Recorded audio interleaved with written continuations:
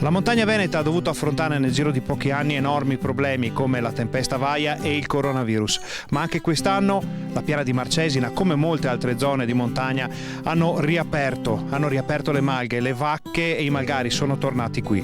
E questo è la colonna sonora della tradizione.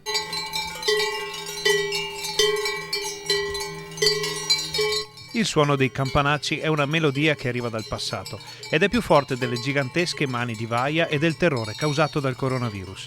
Una melodia portata dal vento fino alla fosa pianura come un richiamo, per chi ha bisogno di respirare aria buona e di riempirsi il cuore dei colori della Marcesina.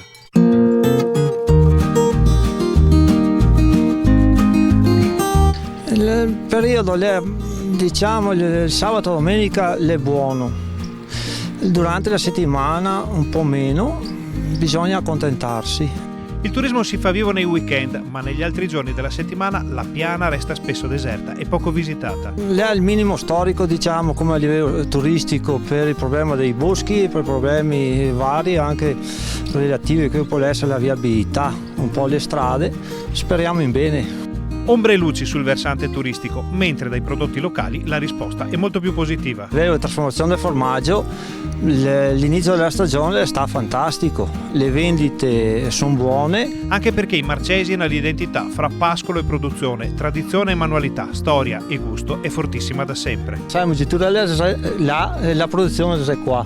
La nostra malga produce giornalmente 21 quintali di latte al giorno, la viene tutta trasformata, quasi tutta a marchio Marcesina.